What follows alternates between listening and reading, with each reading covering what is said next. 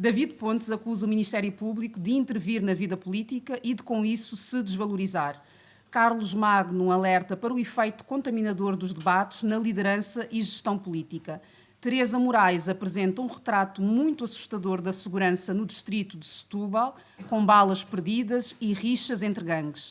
A estes temas juntamos uma proposta de Maria Luísa Albuquerque para investir em armas as pensões dos europeus. São os comentadores com Nuno Ramos de Almeida, Pedro Tadeu e comigo, Paula Cardoso, hoje ao vivo a partir do Espaço 25 em Coimbra. Os comentadores.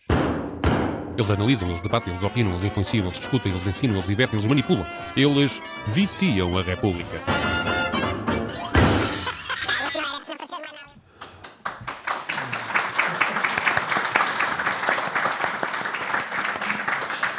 Ora viva, cá estamos para mais uma edição dos Comentadores pela primeira vez, ao vivo. Pela primeira vez saímos de nossas casas, nós normalmente gravamos isto em nossas casas, e viemos aqui a Coimbra, ao Espaço 25, que por acaso é no número 53 da rua Adelino da Veiga. Porquê é que será Espaço 25? Qual é o mistério? É 25 de Abril, claro. Sempre.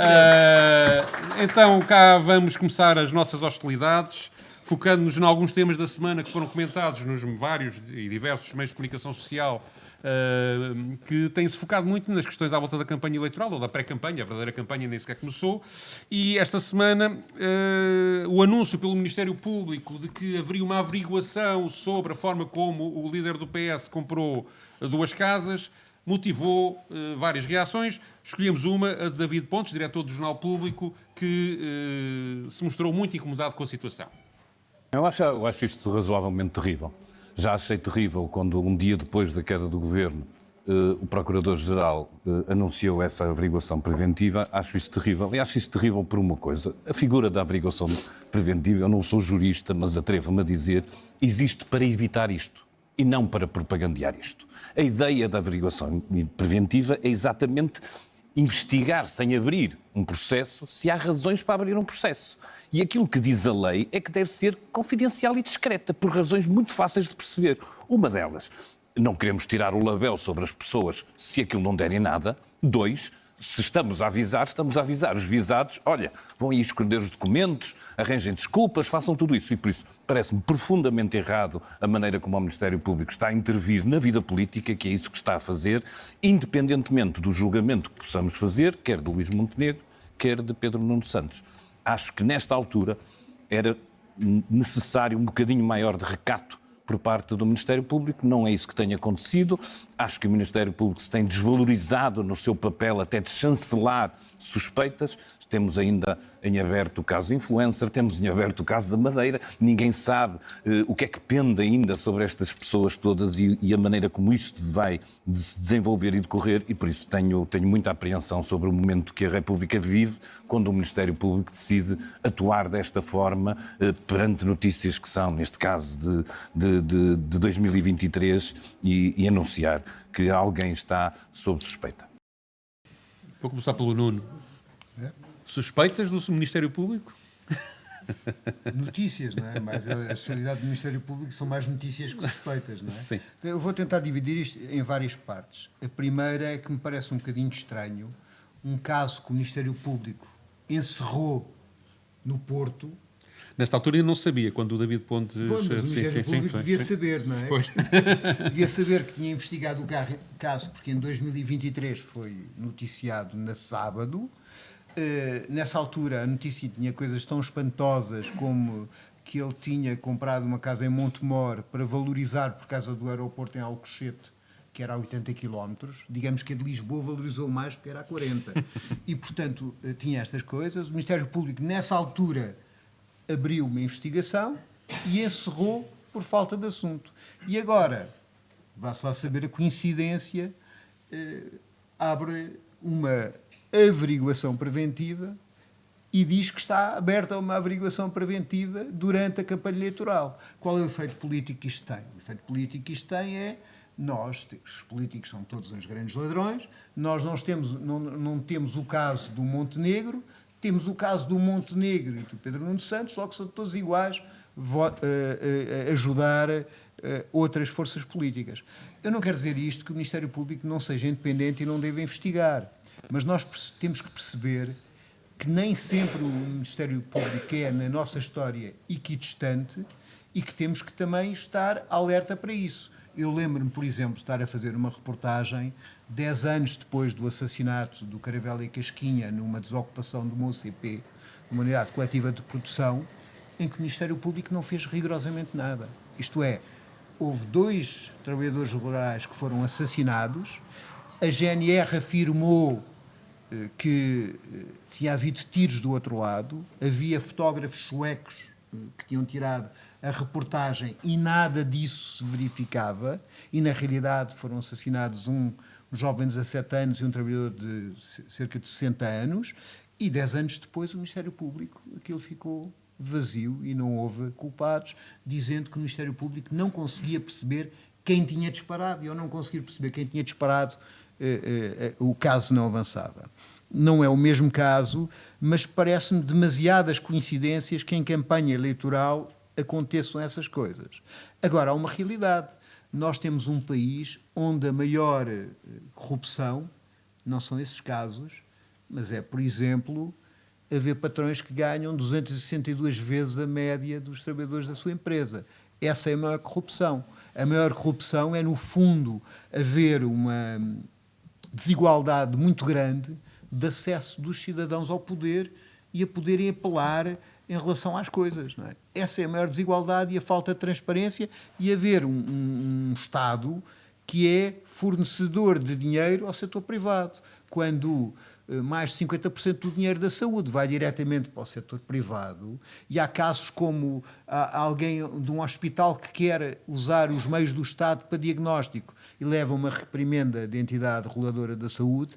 Isso é o pasto da corrupção. Mas para dizer que estou relativamente de acordo com o David Pontes, nesta coisa de não se perceber porque é que esta notícia surgiu tão depressa. E para acabar, é engraçado que a averiguação preventiva serviu para não fazerem nenhum processo a Montenegro, a dizer que não estamos a fazer. Ainda não se sabe. Até agora serviu. Até agora. Há um processo sobre a construção, sobre a consultadoria que ele fez à Câmara de Espinho, em que dava a razão ao construtor esse que tinha posto material na casa de Montenegro, mas a averiguação preventiva serviu para dizer o Ministério Público faz isso porque não há ainda razão para haver uma investigação, e aqui parece o contrário. Parece que criar do nada uma investigação. Paula. O que é que eu posso acrescentar àquilo que já foi dito? O que eu sinto é que nunca foi tão necessário saber ou aprender juridiquês, não é? Para conseguir acompanhar a política, porque a cada movimento que nós vemos que acaba por acontecer, a cada suspeita, temos imediatamente uma contaminação também a vir de um outro lugar.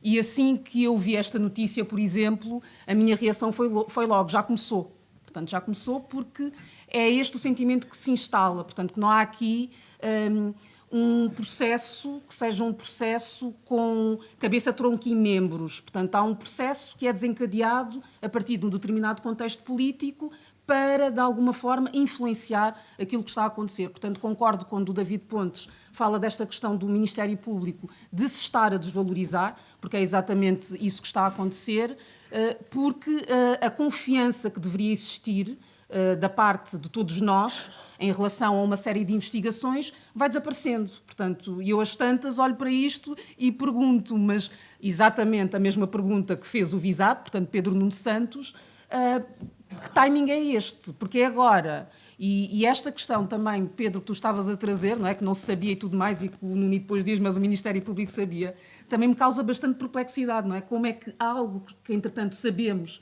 que foi investigado, ou que foi, enfim, houve esta questão de tentar-se perceber se havia motivo para a abertura do inquérito de crime, chegou-se à conclusão que não, arquiva-se.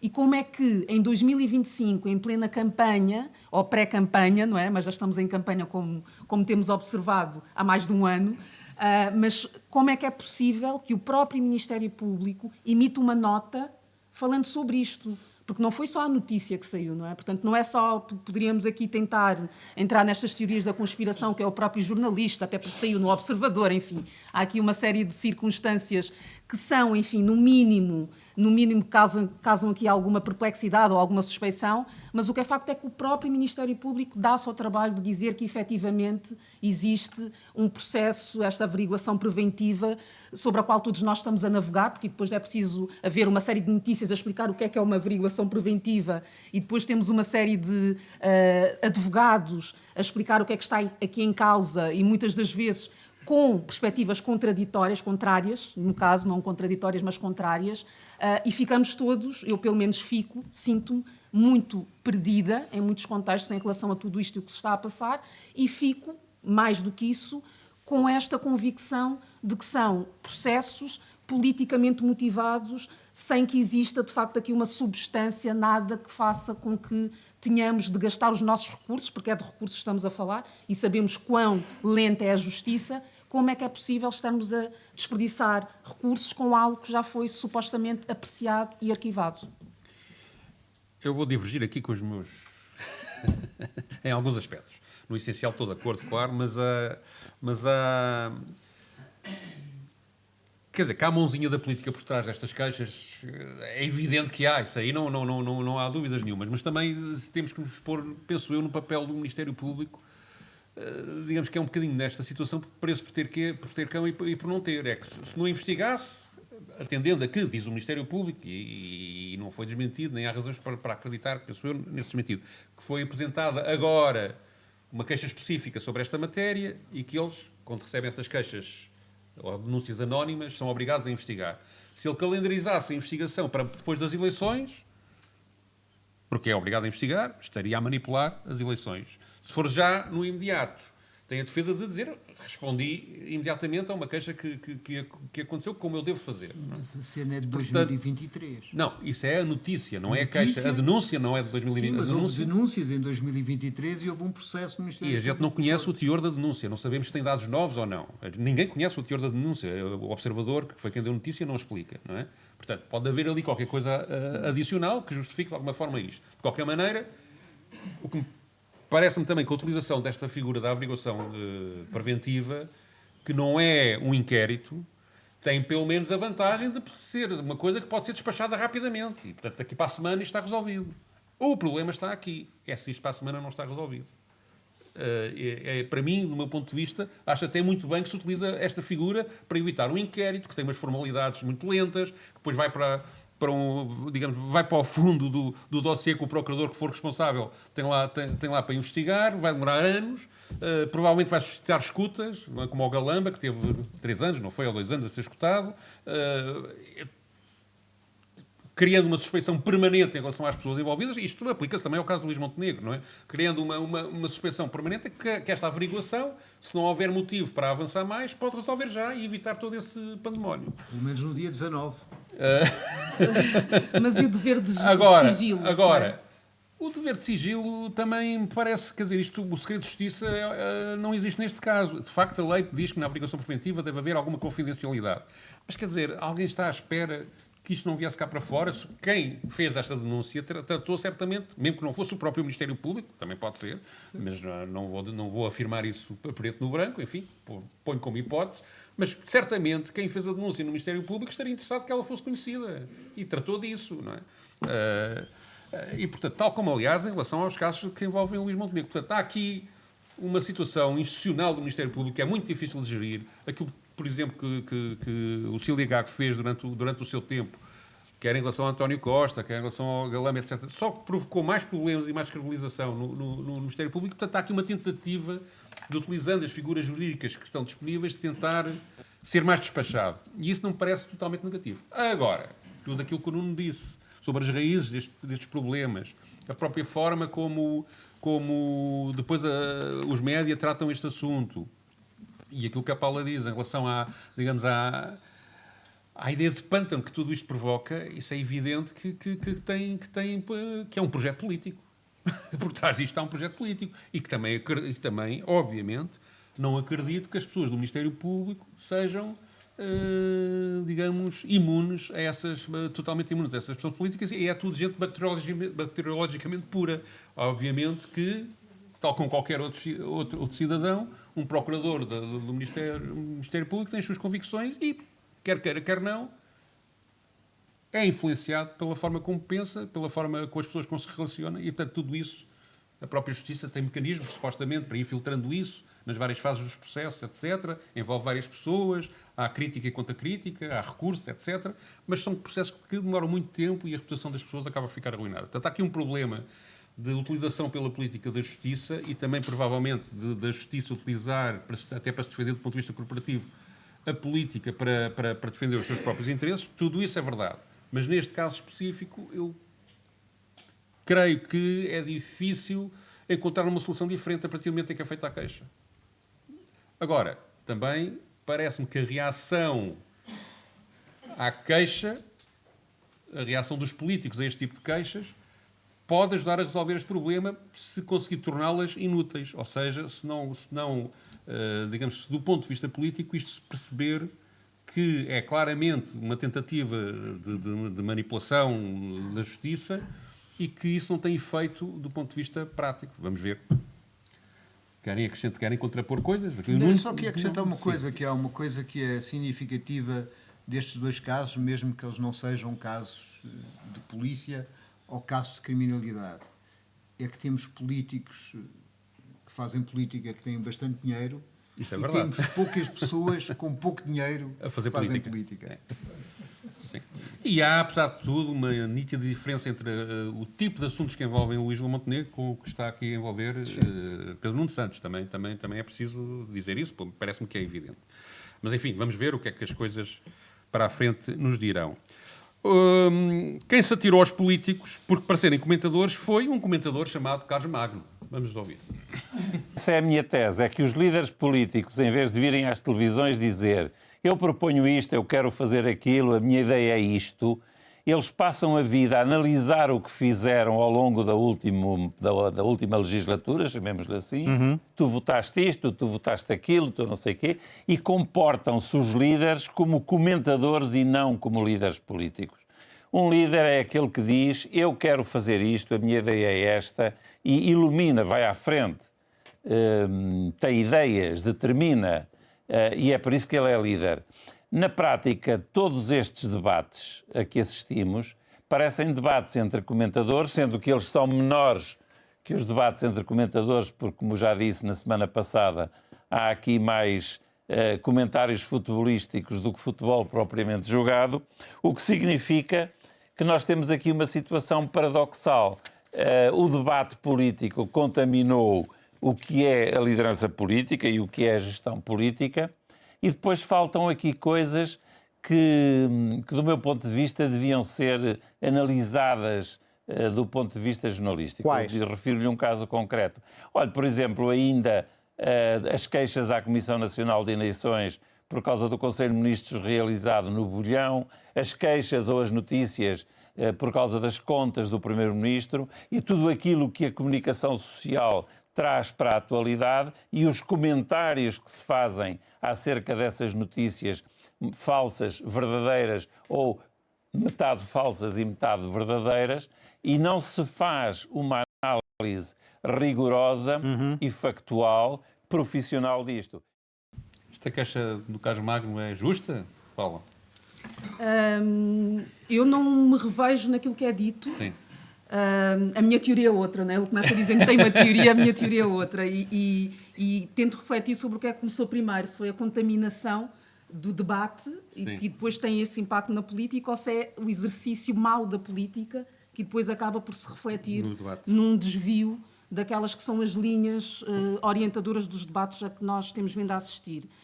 E depois acho que também há aqui um erro em fazer equivaler, não é, este momento, que é de pré-campanha, o que lhe quisermos chamar, e aquela que é a prática política. Não é? O ciclo político não são as campanhas, portanto, é aquilo que é feito durante este tempo todo, no dia-a-dia. E era isso que eu gostaria que estivesse a ser, de facto, analisado, e não é aquilo que é analisado normalmente, porque há muito... Não concordo com esta ideia do político como comentador. O que eu sinto, e depois o Carlos Magno até fala nesta questão de que um líder mostra o caminho, diz como é que se faz, para mim um líder faz. O líder tem de fazer. Portanto, é para além disso, e o que nós temos observado é que os nossos decisores políticos, infelizmente, não têm feito, não têm se comportado, as políticas públicas, enfim, que estão a ser colocadas em prática, estão muito desencontradas daquelas que são as nossas necessidades efetivas, daquela que é a vida comum dos cidadãos.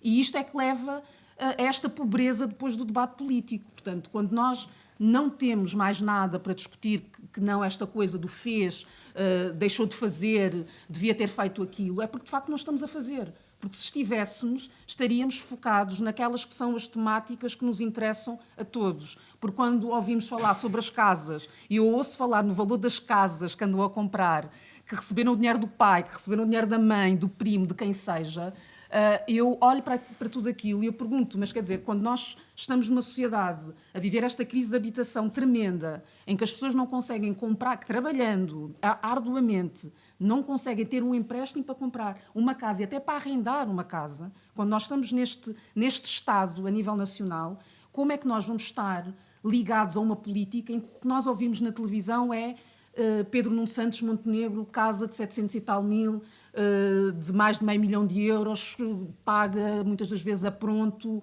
ou com um grande valor desse valor pago à vista. Portanto, quando nós ouvimos tudo isto, como é que nós não podemos ter esta percepção, que não é uma percepção, enfim, como é que nós não podemos observar, percepção é outra coisa, como é que nós não podemos chegar a esta conclusão de que, de facto, estas pessoas não nos representam e que há aqui uma erosão daquilo que deveria ser o debate político. Agora, fazer disso, dizer que a partir daí o problema está nos debates, isso é que eu não concordo. Acho que o problema não está de todo nos debates, o problema está nesta prática política que depois acaba por inquinar a forma como nós andamos a debater aquilo que é a vida política.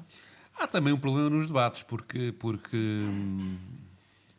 o próprio formato dos debates, apesar de eu achar vantajoso haver estes debates, quer dizer, não estou a dizer que tem que acabar, e houve uma época em que a raridade dos debates prejudicou certamente o escrutínio eleitoral, mas estes debates de frente a frente têm um ar de pugilato. Aquilo é uma luta e quando um dos intervenientes é demasiado agressivo, o outro tende a responder e isso transforma o debate, de facto, numa luta verbal incompreensível e desse ponto de vista, creio que há um problema. Não propriamente dizer que os políticos são comentadores, mas há um problema de pura comunicabilidade que não passa e aquilo que transparece depois para a opinião pública é se houve um tipo que berrou com mais convicção ou foi mais engraçado, ou foi... É tudo muito superficial e tudo muito... e foge aos temas que podem realmente fazer influência na vida das pessoas. E isso acaba por dar vantagens a quem no fundo, defende ideias mais simples de comunicar ou apresentar argumentos mais estapafúrdios, mas que ficam no ouvido e na memória das pessoas e, portanto, acaba por ser um debate que prejudica quem procura apresentar propostas que modificam substancialmente as coisas e que demoram tempo a explicar e que demoram tempo a conseguir fazer-se compreender. E isso é um problema que estes debates, ainda por cima, demoram só meia hora, e meia hora é curto, manifestamente, e, portanto, isso prejudica bastante. Mas isto não quer dizer que não esteja de acordo com o que a Paula disse. Acho que também há, de facto, um problema específico dos debates, e também na própria moderação que os jornalistas têm feito, que não põem, nomeadamente o André Ventura, não o põe na ordem, quer dizer, eu aí propunha cortar o tempo. Teriam que ser, mas estão agarrados à negociação, porque isto depois também tem um problema da negociação das direções de informação com os vários partidos, que implica respeitarem uma série de regras, nomeadamente deixar o André Ventura fazer o disparate que faz. Não é? Portanto, isso tudo cria um condicionamento para o próprio moderador que é complicado de gerir e, portanto, também é um papel ingrato. Mas o formato dos debates, apesar de ser vantajoso este frente a frente do ponto de vista que todos têm algum tempo a se apresentarem, suscita esta ideia do pugilato verbal que não é amigo da transmissão de ideias consistentes e ponderadas. Nuno. Eu acho que devíamos sair um bocadinho da esfera nacional. Sim. A ideia da política espetáculo, É verdade. ela está em todo o lado. E está em todo o lado porquê? Está em todo o lado porque há meios de comunicação que têm determinadas lógicas. Isso é parte da verdade. Mas, na realidade, ela tem que ser um espetáculo, porque se não fosse um espetáculo, não parecia haver nenhuma escolha. E essa é a questão de fundo. Havia uma série muito engraçada, o Yes Prime Minister, em que eles lhes diziam o seguinte: se você faz uma medida revolucionária que altera toda, tem que a apresentar com um fundo clássico, em madeiras e tal. Se você faz uma medida que não altera nada, tem que pôr um quadro de arte contemporânea atrás. E, portanto, ele acabou com um quadro de arte contemporânea atrás porque não conseguiu alterar rigorosamente nada. E nós temos uma situação, e voltando a outros exemplos exteriores, que é também uma situação normal, isto é, havia um filme muito engraçado do Resnais, O Meu Tio da América, em que ele punha umas teorias behavioristas com os ratos e dizia que um rato se levasse choques elétricos sozinho, morria em pouco tempo. Se andasse à pancada, aguentava mais tempo. E depois há aquela frase célebre que é preciso que tudo mude para que tudo fique igual. E a questão, o problema da nossa política espetáculo está centrada no facto, na realidade nós não temos política. Porque o que é que significa ter política? É eu poder optar por um caminho ou por outro caminho.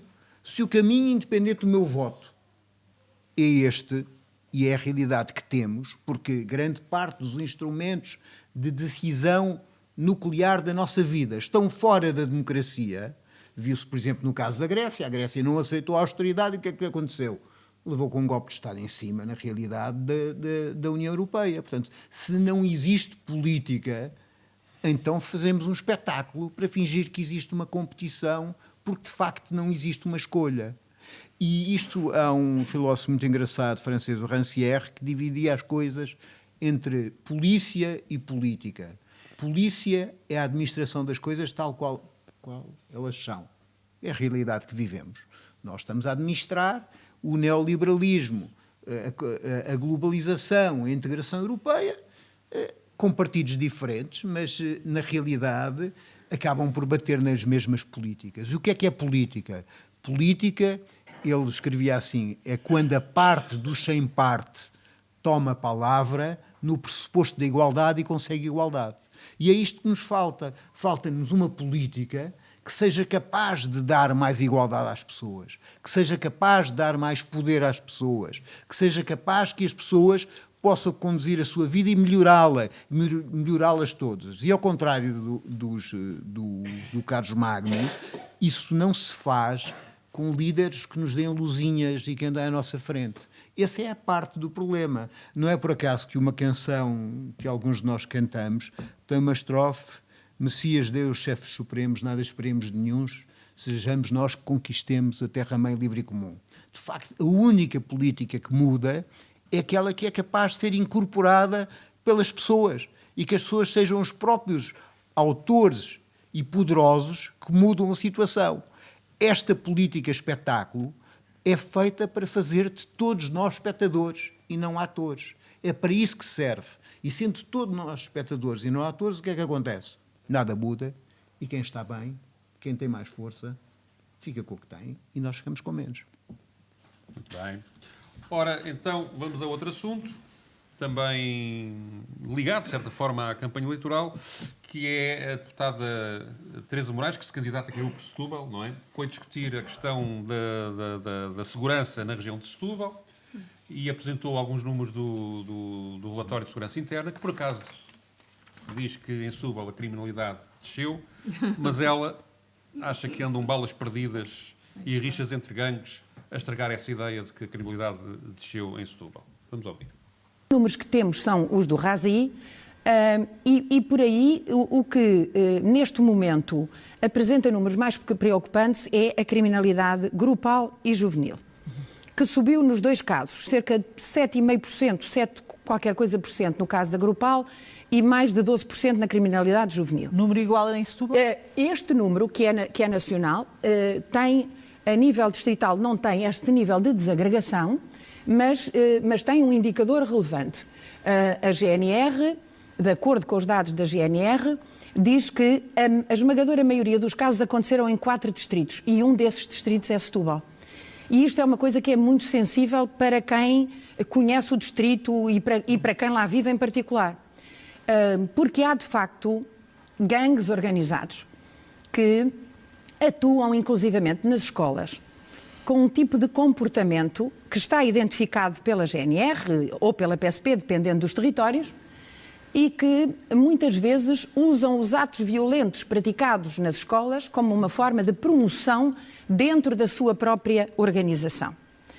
É muito assustador pensar que estamos a falar de jovens, que estamos a falar de adolescentes e que, no entanto, estão já agrupados, organizados neste tipo de violência, usando muitas vezes os atos que praticam nos seus colegas de escola como uma forma de depois poderem comprovar ao seu grupo que cumpriram uma meta e, portanto, podem ascender. Exatamente.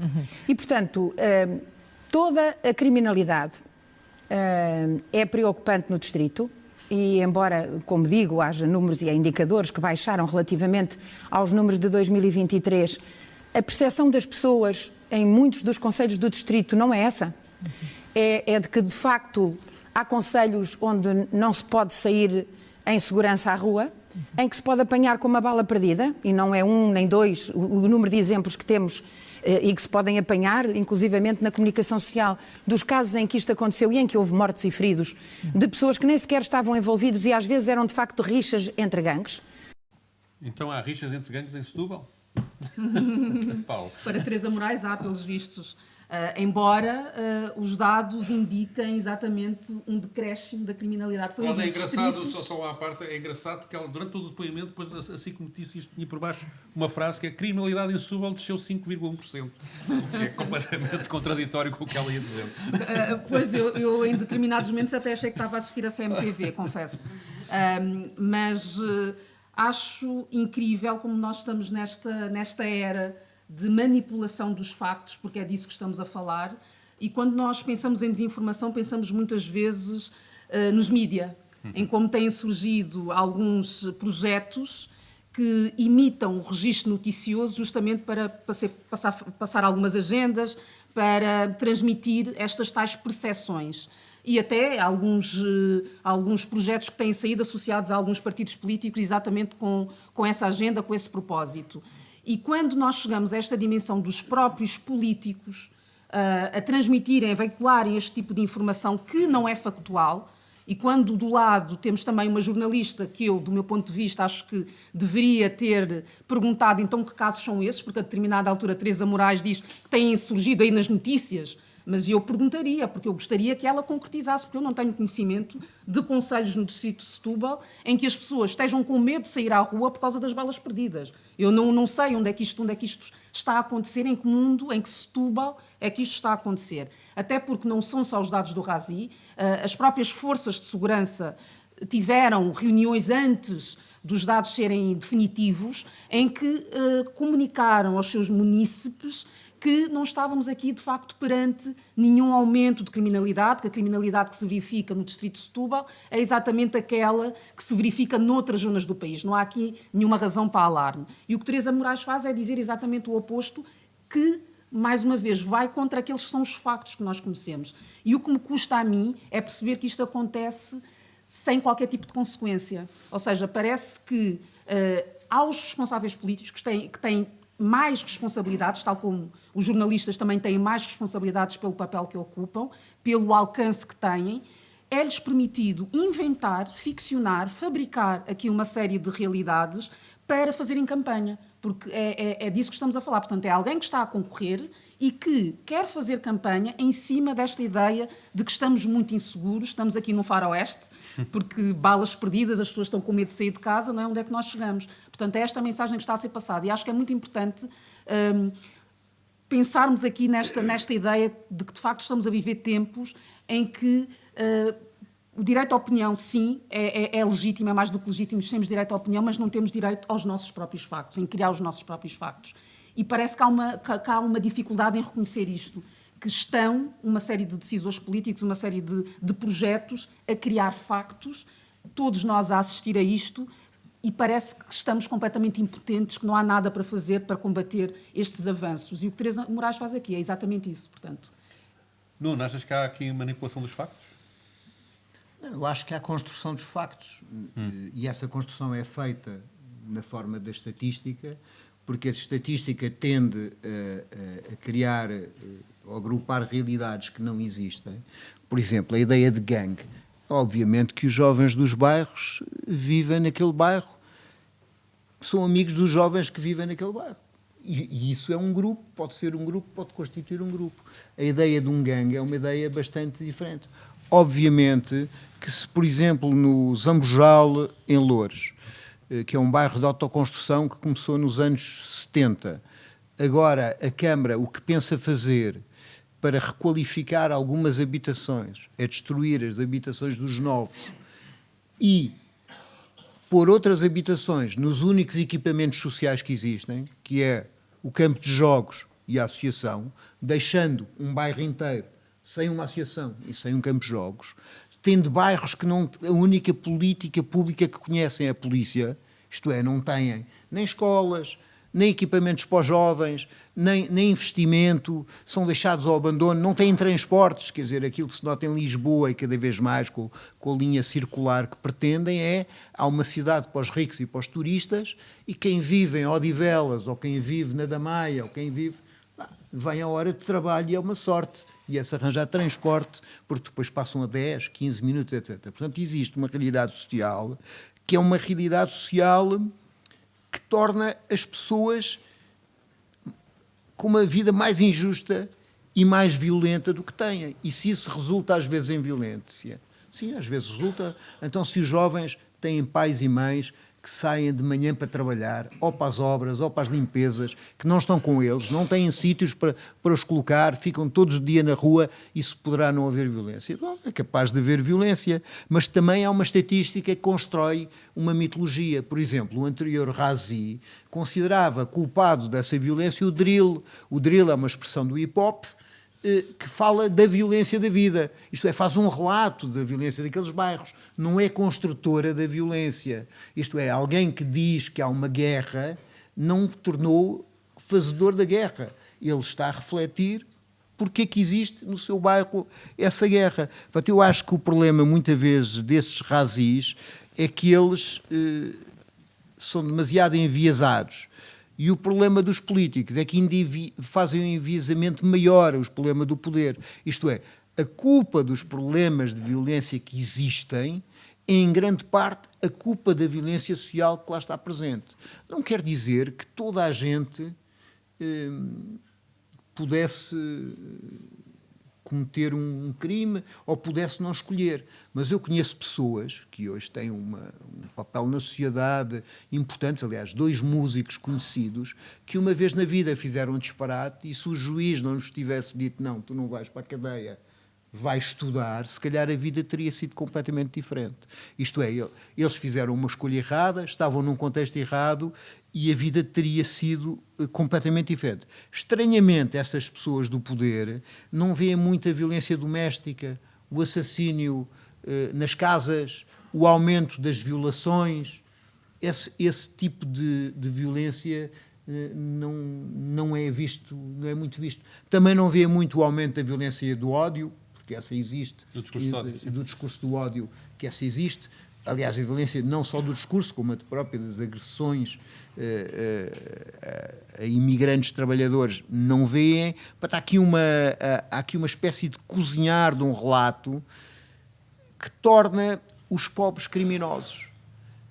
E às vezes os pobres são criminosos, sim, mas a pobreza e quem trabalha não deve ser criminalizado. Deve ter meios, deve ter recursos para ter uma vida digna. E não quer dizer que não se deva ter forças policiais atuantes e capazes de resolver os problemas que circunstancialmente apareçam, e isso parece que...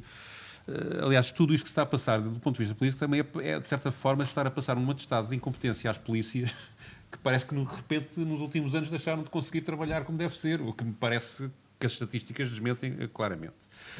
E aqui o que a Teresa Moraes está a fazer é, pura e simplesmente, tentar arranjar uma argumentação para o distrito onde ela concorre, que cole com aquilo que o Luís Montenegro fez nesta área, que foi pura e simplesmente adotar para si o discurso que a extrema-direita tinha estado a adotar em questões de segurança, dar-lhe ali uma voltinha, pondo um salzinho de humanismo para disfarçar, e agora é preciso sustentar isto com alguma coisa, criando, de facto, que é evidente que pode haver gangues em Setúbal, que pode haver problemas de criminalidade pontual em Setúbal, mas não há um problema estrutural de crimes em parte nenhuma do país, deste tipo de crimes. Há, se calhar, a questão da violência doméstica, se calhar, é um problema estrutural.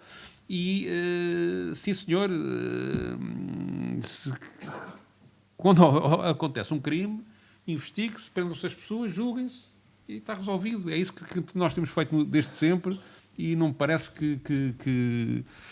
que haja, de facto, em Portugal um problema de criminalidade que justifique todo este alarido que se tem estado a fazer. Por outro lado, depois, de facto, deixou-se de debater, ainda durante muitos anos debatia-se e fez coisas concretas nessa área, de resolver os problemas sociais que estão na base deste tipo de criminalidade. Já não se debate isso. Isso foge ao debate. Não é? Nestes debates sobre segurança nunca se fala daquilo que o Nuno acabou de falar. Não é? Nunca. E isso revela também a qualidade dos políticos e o viés da abordagem que têm, em que de facto pensam como pessoas. Eu senti isso um bocadinho aqui no discurso da Teresa Moraes, que até é uma jurista qualificada, mas que há uma certa... Há uma distanciação em relação a quem está na modo baixo tão grande, tão incapaz de criar um mínimo de ligação à realidade das pessoas que não têm uma vida favorecida, que torna depois a própria visão que ela tem sobre isto, como parece uma pessoa de um planeta diferente a apreciar a vida de outro planeta e não pessoas do mesmo país a falarem sobre os assuntos da comunidade a que estão ligados. E isso cria, de facto, é também mais uma das razões para a distanciação.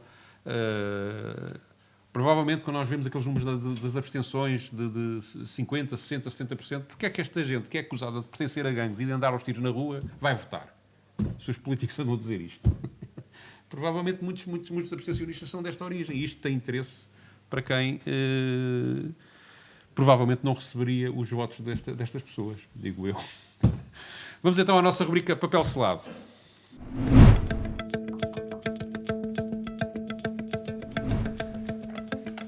Conforme sabem, a rubrica Papel Selado é habitualmente a propósito de um artigo de imprensa, neste caso no site da esquerda.net, que noticiou que a comissária europeia, o nome do pelouro dela é gigantesco, nunca mais acaba, mas basicamente é das finanças.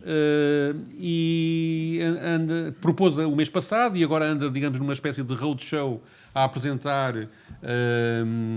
a seguradoras, a bancos, a alta finança norte-americana, europeia e asiática, às BlackRocks desta vida, à Goldman Sachs, uma ideia genial, que é, há muitas poupanças em bancos, depositadas em bancos, e em contas para que as pessoas fazem para depois terem uma reforma, que está aí a ganhar parado, a ganhar juros pequeninos e fazendo bem na Europa toda. Se somarmos estas continhas todas do povo todo, isto são 10 bilhões, são 10 mil vezes 1.000 milhões de euros que podíamos investir em coisas maravilhosas, porque até está aí uma crise, podíamos investir isto no digital, nas alterações climáticas e na defesa, que nós precisamos agora nos armar e subsidiar assim o programa Rearmar que a União Europeia está a lançar.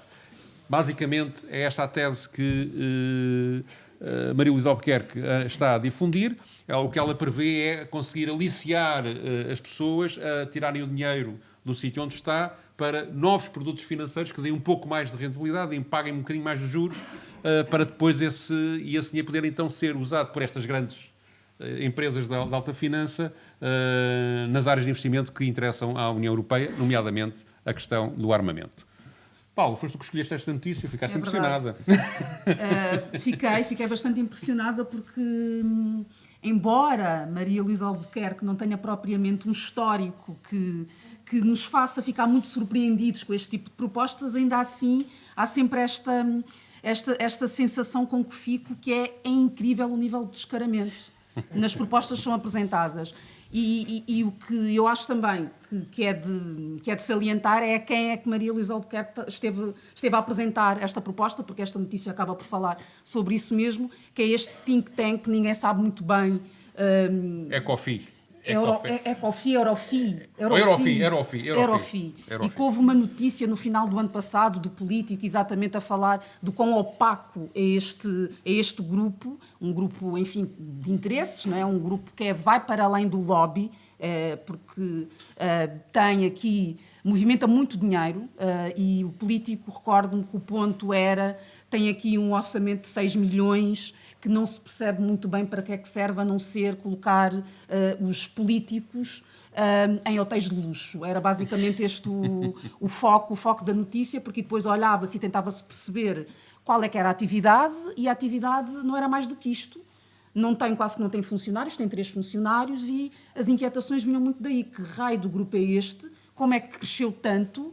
E o que é que faz na prática? E a conclusão o que faz é, obviamente, em troca de dinheiro, não é? Conseguir avançar uma série de agendas, portanto, tendo acesso facilitado a decisores europeus e conseguindo, por essa via, enfim, levar avante uma série de negócios que não são propriamente os negócios conforme Maria Luísa Albuquerque dizia no início do discurso, porque depois este texto linka para o discurso que ela apresentou, que diz que estamos aqui a pensar no bem-estar de todos os europeus.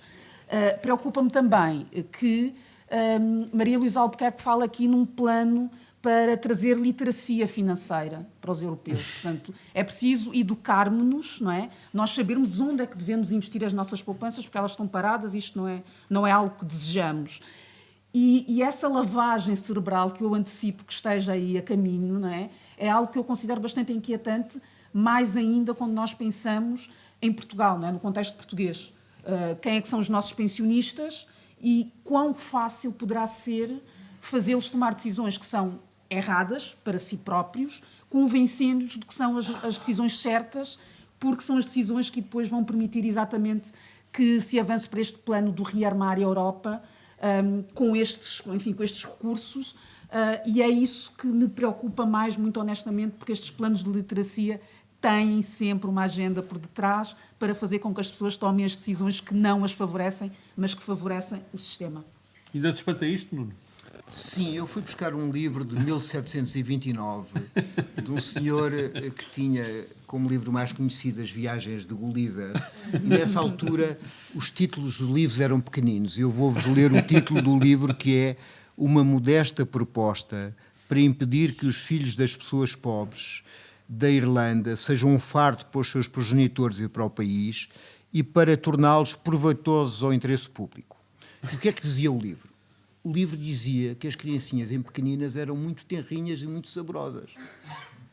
E que os ricos, se as comprassem, haviam de gostar muito de comer as criancinhas e de cozinhá-las. Elas eram, do ponto de vista calórico, eram muito boas. E, portanto, para resolver a pobreza, era tirar os filhos aos pobres, que eles tinham muitos filhos, não é? Os pobres faziam filhos por aí, eles ganhavam dinheiro e os ricos comiam melhor e ficavam mais contentes. Pronto, isto era uma piada, mas as pessoas na altura não acharam a piada. Estávamos na fome da Irlanda e não acharam a piada. E estes planos fazem-me sempre lembrar isso, porque o que é que a senhora quer? A senhora quer roubar a reforma aos pais e mandar os filhos para a guerra.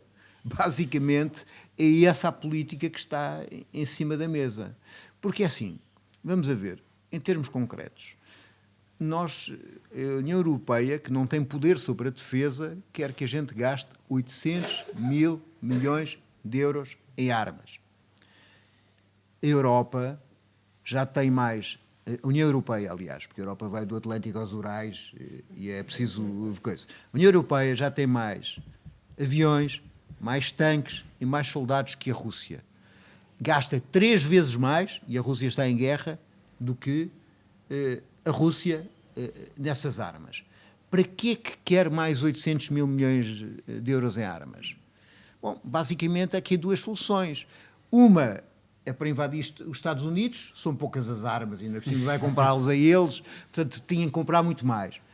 Para invadir a Rússia, dificilmente, porque a Rússia tem mísseis nucleares, para rapidamente o assunto deixar, a gente não se tem que preocupar com a renda do mês que vem, não é? Porque não há mundo, podemos, se eles nos avisarem a tempo, podemos gastar tudo em álcool e não pagar a renda. Portanto, na realidade, o que eles pretendem é acabar com o Estado Social, é fazer do medo o instrumento da destruição do Estado Social. Nós, em vez de termos um Estado que tem educação pública com defeitos, Serviço Nacional de Saúde com defeitos e tem o pressuposto que as pessoas devem ganhar o mínimo para ter uma vida digna, temos uma guerra e vamos sacrificar-nos todos por uma guerra e até pode acontecer que venha a guerra. E nessa altura não estamos cá no dia seguinte. Mas o grande objetivo é este roubo organizado de transformar as armas e o negócio das armas um enormíssimo negócio. Ora, esse negócio, embora Maria Luísa Albuquerque seja muito expedita em ajudar, até como negócio nos serve mal, porque nós não produzimos armas, produzimos muito poucas.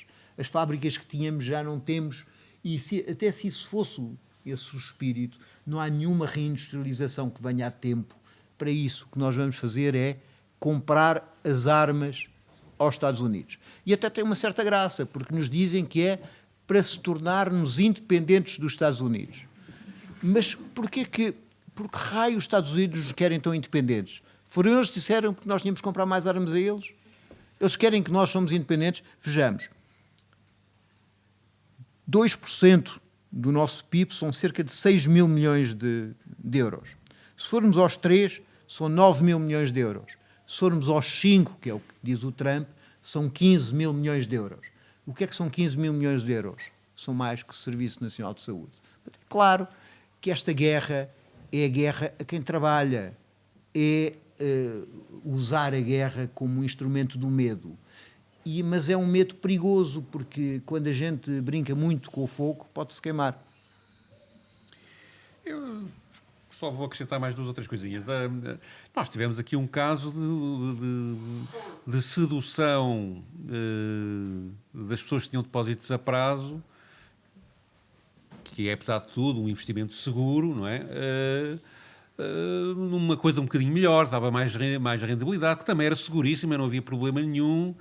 E depois o banco faliu, chamava-se BES, e as pessoas ficaram sem o dinheiro. Não é? Portanto, o que Maria Luísa está aqui a propor é criar fundos e investimentos que têm maior risco que um depósito a prazo ou que um fundo de pensões, de forma a que esse dinheiro possa ser mais livremente aplicado do que acontece nos depósitos bancários e que não tenha garantias de devolução caso as coisas corram mal. E, portanto, isso inclusivamente, além da questão da propaganda que a Paula referiu, ela no discurso fala de várias alterações legislativas, sobretudo no domínio das pensões, que quer apresentar, para permitir transferências automáticas de pensões que estão no sistema de segurança social para futuros investimentos. Portanto, uma coisa totalmente automática, nem é preciso passar papéis, basta só uma autorização informal e está a andar. Portanto, há aqui um projeto, de facto, à volta disto, que é feito sem escrutínio, sem democrático, quer dizer, é lá uma coisa lá discutida em Bruxelas e esta conversa foi na Polónia, bem longe daqui, sem um debate público sobre estas matérias, como aliás é costume em todas as decisões fundamentais da União Europeia. Nós só discutimos coisas da União Europeia que no fundo, na prática, pouco valem. O que conta mesmo é decidido sem haver debate público aqui assim, e portanto há toda esta ideia de dar poder a meia dúzia de pessoas que podem decidir quase de uma forma discricionária 10 bilhões de euros. 10 bilhões de euros é absolutamente extraordinário e não é minimamente aceitável. É só isto que me ofereço dizer para alinhar aqui com os meus camaradas de debate. Vamos então encerrar esta edição dos Comentadores, a primeira que fizemos ao vivo. Para a semana voltamos. Obrigado.